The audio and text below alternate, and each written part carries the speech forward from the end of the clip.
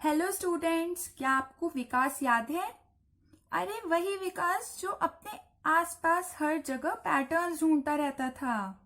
हाँ, अब याद आया। तो आज विकास ने जब मैथ्स का होमवर्क करने के लिए बुक खोली, तो इस बार उसे बुक खोलते ही इंडेक्स, जिसमें सभी चैप्टर्स के नाम दिए होते हैं, वहां पैटर्न्स का नाम भी दिखा।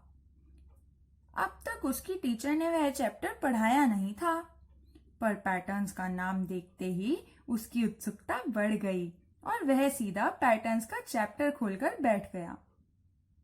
उसे वहां पर भी अलग अलग शेप से बने पैटर्न्स और ग्रोइंग पैटर्न्स दिखाई दिए, पर जब नंबर पैटर्न्स की बारी आई तो उसे समझने में थोड़ी दिक्कत हुई।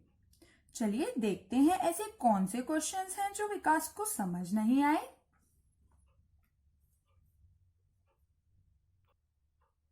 देखिए, क्वेश्चंस में ऐसे कुछ नंबर्स दिए गए थे, पर उसे समझ नहीं आ रहा था कि ये नंबर पैटर्न्स है क्या। चलिए हम विकास की थोड़ी मदद कर देते हैं। बच्चों, नंबर पैटर्न्स में दी गई संख्याओं में नियम के अनुसार नंबर्स रिपीट होकर कोई पैटर्न बनाते हैं। विकास की बुक में पहला क्वेश्चन है 20, 50, 80। क्या आपको इन संख्याओं में कोई पैटर्न नजर आ रहा है? देखिए, यह संख्याएं बढ़ते क्रम में दी गई हैं। पहली दो संख्याओं को देखें तो यह है 20 और 50। यदि आप इन्हें ध्यान से देखेंगे तो पाएंगे कि इन दोनों संख्याओं में 30 का अंतर है। यानी कि यदि हम 20 में 30 ऐड करेंगे तो हमारे पास आएगा 50। अब देखते हैं अगला नंबर कौन सा है। अगला नंबर है 80। देखते हैं क्या यहां पर भी यही पैटर्न है। 50 में 30 प्लस करने पर भी 80 आया। मतलब हमने पैटर्न को बिल्कुल ठीक पहचाना है। आगे दिए गए ब्लैंक्स में भी हम इसी पैटर्न को फॉलो करते हुए नंबर्स लिखेंगे। तो 80 प्लस 30 कितना हुआ? 110। अब बताइए नेक्स्ट ब्लैंक में क्या आएगा? Very good.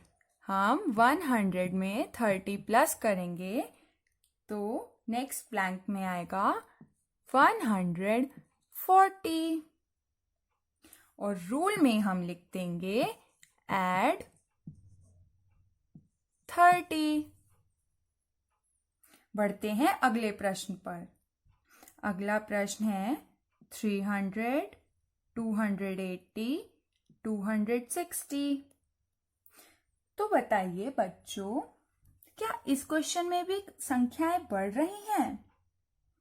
नहीं, यहाँ नंबर घटते क्रम में दिए गए हैं।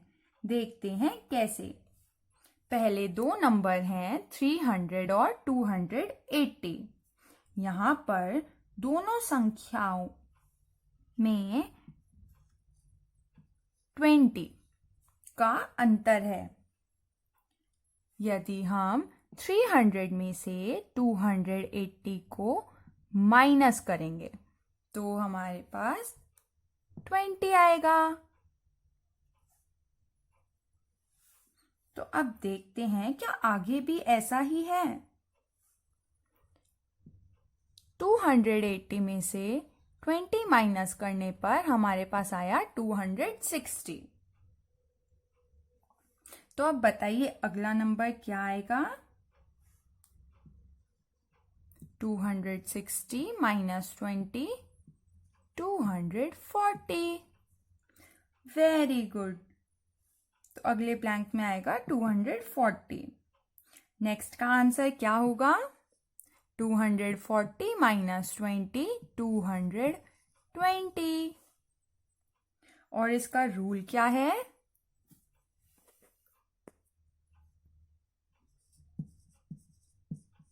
सब्ट्रैक्ट 20। देखा, यह कितना आसान है। बढ़ते हैं अगले क्वेश्चन पर। 100, 170, 240। बताइए तो इस पैटर्न में नंबर्स में कौन सा रूल है? देखिए, यहां संख्याएं बढ़ रही हैं। 100 और 170 के बीच 70 का अंतर है। देखते हैं अगली संख्या को। यहां पर संख्या बढ़ने के कारण यहां पर प्लस 70 आ जाएगा। यदि हम 100 को में 70 को प्लस करेंगे तो यहां आएगा 170। अब देखते हैं क्या 170 में 70 प्लस करके हमें 240 मिलता है? यस। यदि हम 170 में 70 को प्लस करेंगे तो हमारे पास आएगा 240। तो अब बताइए अगला नंबर कौन सा होगा? अगला नंबर ढूंढने के लिए हमें 240 में 70 को प्लस करना होगा। 240 में 70 को प्लस करके आया 310।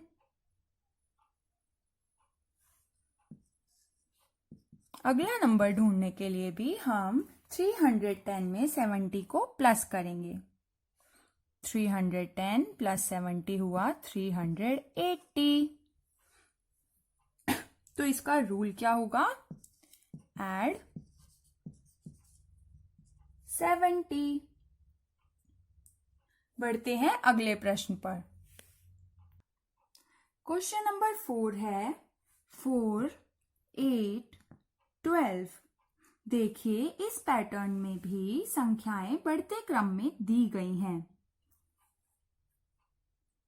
4 में 4 को ऐड करके आया 8।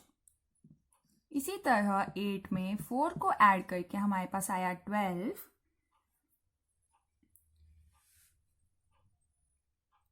हम इस पैटर्न को आगे बढ़ाते हुए 12 में 4 ऐड करेंगे तो हमारे पास आएगा 16। और 16 में 4 ऐड करके हमारे पास आया 20। तो इसका रूल क्या हुआ? ऐड 4। इस पैटर्न को हम एक और तरह से देख सकते हैं। सबसे पहले 4 में 4 ऐड किया तो हमारे पास आया 8। 4 को 2 बार ऐड किया तो हमारे पास आया 8। या हम इसको 2 टाइम्स 4 भी लिख सकते हैं, है ना? इसी तरह यदि हम 4 को 3 बार ऐड करेंगे तो हमारे पास आएगा 12। 4 प्लस 4 8, 8 प्लस 4 12। इसको हम कैसे लिख सकते हैं? 3 टाइम्स 4 इज 12 का है। इस प्रकार यह 4 की मल्टीप्लिकेशन टेबल भी बनी। तो इस रूल में हम ऐड 4 या मल्टीप्लिकेशन टेबल ऑफ 4